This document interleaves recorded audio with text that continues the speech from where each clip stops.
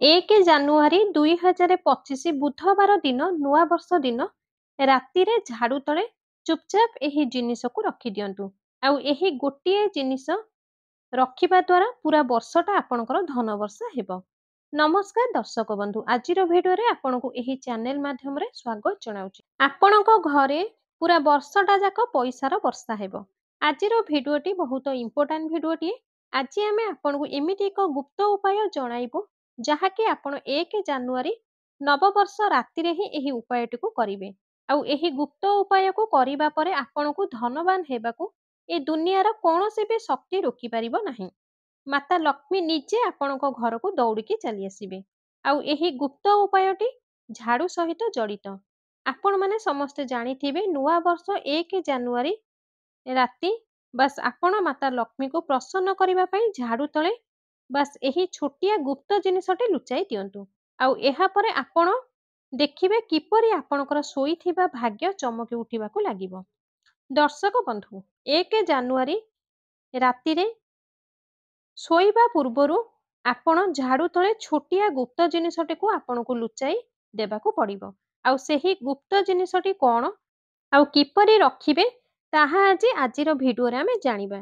1 ଜାନୁଆରୀ ଦିନ ରାତିରେ ଘରର ମହିଳା କାହାକୁ ବି କିଛି ନ ଜଣାଇ ଚୁପଚାପ ରୋଷେଇ ଘରର ହଳଦୀ ଡବାରେ ପକେଇ ଦିଅନ୍ତୁ ଏହି ଛୋଟିଆ ଗୁପ୍ତ ଜିନିଷଟି।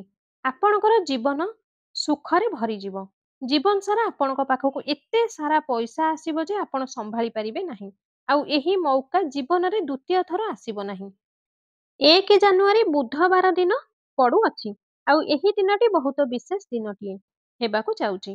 ଆଉ ଏହି ବିଶେଷ ଦିନରେ ଆଜିର ଭିଡିଓରେ ଆମେ ଯେଉଁ ଉପାୟ ବତାଇବୁ, ଯଦି ଆପଣମାନେ ସେହି ଉପାୟକୁ କରିଦେବେ ତ ବିଶ୍ୱାସ ରଖନ୍ତୁ ଆପଣଙ୍କ ଜୀବନ ସବୁବେଳ ପାଇଁ ଏମିତି ବଦଳିଯିବ ଯେ ଆପଣ ନିଜେ ବି ବିଶ୍ୱାସ କରିପାରିବେ ନାହିଁ। ତ ଆପଣଙ୍କ ଜୀବନରେ ଏତେ ବଡ଼ ଚମତ୍କାର ଘଟିବ, ଧନ ପ୍ରାପ୍ତିର ନୂଆ ନୂଆ ରାସ୍ତା ଖୋଲିଯିବ। ଆପଣଙ୍କ ଜୀବନରେ ସବୁ ସଙ୍କଟ ସମାପ୍ତ ହୋଇଯିବ ଏବଂ ଆପଣଙ୍କୁ ପୁରା ଜୀବନ ସାରା ସୁଖ ସମୃଦ୍ଧିର ପ୍ରାପ୍ତି ହେବ। କିନ୍ତୁ ଆପଣମାନେ ଏହି ବିଶେଷ ଉପାୟ ଏହି ଦିନ ନିହାତି କରିବା ଦରକାର, କାହିଁକି ନା ଏହି ଭଳି ମୌକା ଦ୍ୱିତୀୟ ଥର ପୁଣି କେବେ ବି ଆସିବ ନାହିଁ। ତେବେ ଚାଲନ୍ତୁ ଜାଣିବା ଏହି ବିଶେଷ ଉପାୟ ବିଷୟରେ। କିନ୍ତୁ ତା ପୂର୍ବରୁ ଆପଣଙ୍କୁ ମୋର ଅନୁରୋଧ, ଯଦି ଆମର ଏହି ଚ୍ୟାନେଲରେ ଆପଣମାନେ ନୂଆ ଅଛନ୍ତି ତ କୃପା କରି ଚ୍ୟାନେଲଟିକୁ ସବସ୍କ୍ରାଇବ ନିହାତି କରିଦିଅନ୍ତୁ। ଯେଉଁ ବ୍ୟକ୍ତି ଭିଡିଓଟିକୁ ଲାଇକ୍, ଚ୍ୟାନେଲକୁ ସବସ୍କ୍ରାଇବ କରିବେ, ମାତା ଲକ୍ଷ୍ମୀ ତାଙ୍କ ଜୀବନରେ କେବେ ବି ଧନର କମି ହେବାକୁ ଦେବେ ନାହିଁ।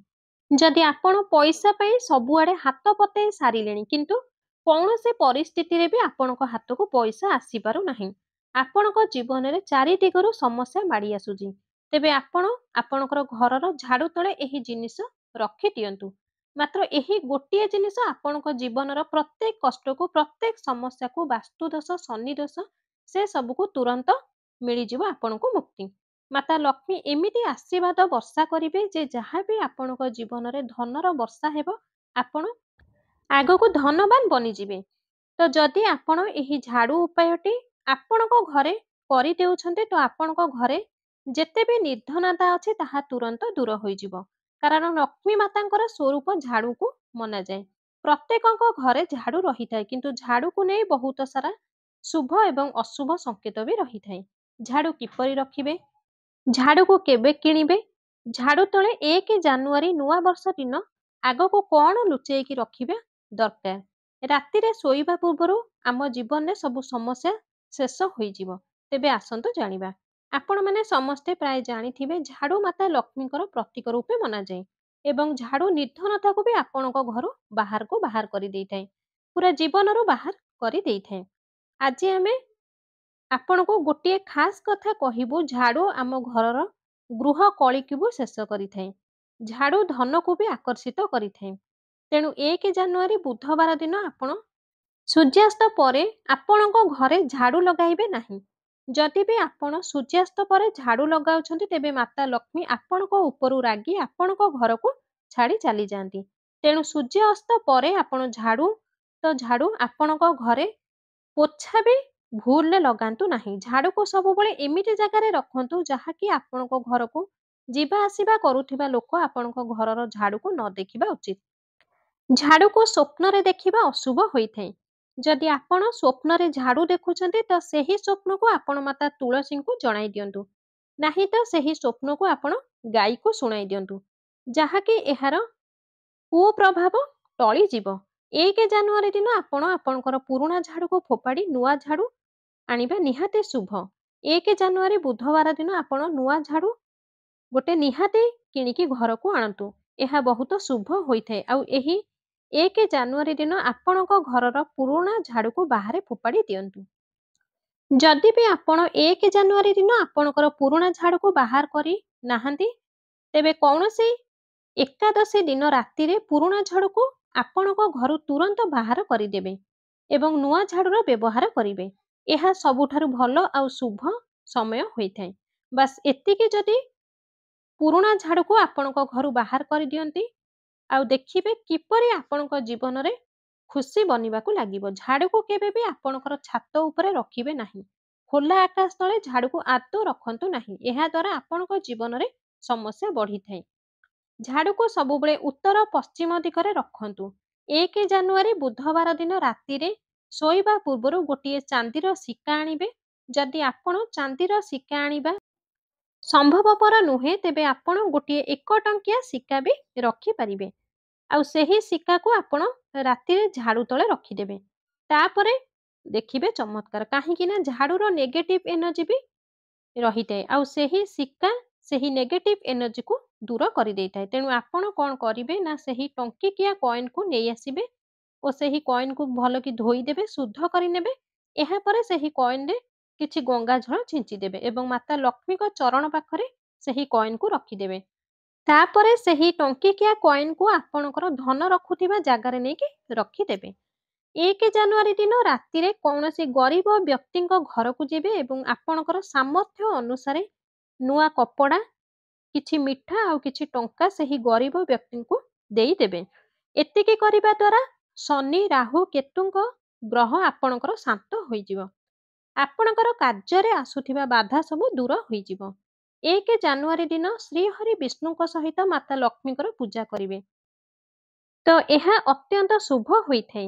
1 ଜାନୁଆରୀ ଦିନ ରାତିରେ ଆପଣ ଦେବୀ ସ୍ତୋତ୍ର, ଶ୍ରୀ ସ୍ତୋତ୍ର 11 ରୁ 12 ଥର ପାଠ କରିବେ। ଆପଣ ଯଦି ପାରିବେ ତେବେ ଶ୍ରୀ ସ୍ତୋତ୍ର 11 ରୁ 12 ଥର, ଲକ୍ଷ୍ମୀ ସ୍ତୋତ୍ର 11 ରୁ 12 ଥର ବା ବିଷ୍ଣୁ ସହସ୍ରନାମ 11 ରୁ 12 ଥର ପାଠ କରିପାରିବେ। ଲକ୍ଷ୍ମୀ ମାତାଙ୍କୁ ପଦ୍ମ ଫୁଲ ନିହାତି ଚଢ଼ାନ୍ତୁ 1 ଜାନୁଆରୀ ବୁଧବାର ଦିନ। ଏହି ଦିନ ମାତା ଲକ୍ଷ୍ମୀଙ୍କ ଚରଣରେ ଗୋଟା ଧଣିଆ ହେଉ କିମ୍ବା ଗୋମତୀ ଚକ୍ର ହେଉ କିମ୍ବା ହଳଦୀ ଗଣ୍ଠି ହେଉ କିମ୍ବା କଉଡ଼ି, ନାହିଁ ତ ଶ୍ରୀ ଯନ୍ତ୍ର ନିହାତି ରଖନ୍ତୁ। 1 ଜାନୁଆରୀ ଦିନ ସନ୍ଧ୍ୟାରେ ଆପଣ ଆପଣଙ୍କର ଚଉରାର ଚାରିଦିଗରେ 4ଟି ଗୋଲମରିଚ ଦାନା ଫୋପାଡ଼ି ଦେବେ। ଏହାପରେ ଆପଣ କହିବେ, ଦରିଦ୍ରତା ଆମ ଘରୁ ବାହାର, ମାତା ଲକ୍ଷ୍ମୀ ମୋ ଘରକୁ ଆସ। ଏହିପରି କହିବେ। ଏହା କହିସାରିବା ପରେ ପଛକୁ ଚାହିଁବେ ନାହିଁ। ଆଗମୁହାଁ ହୋଇ ଆପଣଙ୍କ ଘର ଭିତରକୁ ପଳେଇ ଆସିବେ। ଏତିକି କରିବା ଦ୍ୱାରା ଆପଣଙ୍କ ଘରୁ ଦରିଦ୍ରତା, ବହୁତ ଦିନ ରହିଥିବା ଦରିଦ୍ରତା ବା ନିର୍ଧନତା ଆପଣଙ୍କ ଘରକୁ ସବୁଦିନ ପାଇଁ ଛାଡ଼ିକି ଚାଲି ଯାଇଥାଏ। 1 ଜାନୁଆରୀ ଦିନ ଆପଣଙ୍କର ମୁଖ୍ୟ ଦ୍ୱାରରେ ଜୋତା, ଚପଲ, ଫଟା କପଡ଼ା, ଝାଡୁ ଏହି ସବୁ ଜିନିଷ ଆଦୌ ରଖିବେ ନାହିଁ। ଏହି ଦିନ ଦକ୍ଷିଣାବର୍ତ୍ତୀ ଶଙ୍ଖରେ ଜଳ ଭରିକି ଭଗବାନ ଶ୍ରୀହରି ବିଷ୍ଣୁଙ୍କୁ ଅଭିଷେକ କରନ୍ତୁ ଏବଂ ଏହି ଉପାୟ କରିବା ଦ୍ୱାରା ଭଗବାନ ବିଷ୍ଣୁ ଏବଂ ମାତା ଲକ୍ଷ୍ମୀ ଅଧିକ ପ୍ରସନ୍ନ ହୋଇଥାନ୍ତି। 1 ଜାନୁଆରୀ ଦିନ କିଛି ଖୁଚୁରା ପଇସା ଭଗବାନ ବିଷ୍ଣୁଙ୍କ ଚରଣରେ ରଖିଦେବେ ଏବଂ ପୂଜା ସାରିବା ପରେ ସେହି ଖୁଚୁରା ପଇସାକୁ ଆପଣଙ୍କ ପର୍ସରେ ରଖିଦେବେ ଏବଂ ଆପଣଙ୍କର ରୋଷେଇ ଘରେ ସେହି ପଇସାକୁ ହଳଦୀ ଡବାରେ ପକାଇ ଦେବେ। ଏହା ଦ୍ୱାରା ଆପଣଙ୍କର ଧନ ବଢ଼ିବାକୁ ଲାଗିବ। ଭିଡ଼ିଓଟି ଯଦି ଆପଣଙ୍କୁ ପସନ୍ଦ ଆସିଥାଏ ତେବେ ଭିଡ଼ିଓଟିକୁ ଗୋଟେ ଲାଇକ୍ କରନ୍ତୁ। ଭିଡ଼ିଓଟିକୁ ଅଧିକରୁ ଅଧିକ ସେୟାର କରନ୍ତୁ। ଆମ ଚ୍ୟାନେଲରେ ଯଦି ଆପଣମାନେ ଏପର୍ଯ୍ୟନ୍ତ ନୂଆ ଅଛନ୍ତି, ଚ୍ୟାନେଲକୁ ସବସ୍କ୍ରାଇବ୍ କରିନାହାନ୍ତି, ତାହେଲେ ଏବେ ହିଁ ଚ୍ୟାନେଲକୁ ସବସ୍କ୍ରାଇବ୍ କରି ପାଖରେ ଥିବା ବେଲ୍ ଆଇକନଟିକୁ ଦବାଇ ଦିଅନ୍ତୁ। ଜୟ ମା ଲକ୍ଷ୍ମୀ କମେଣ୍ଟ ବକ୍ସରେ ଅବଶ୍ୟ ଲେଖନ୍ତୁ।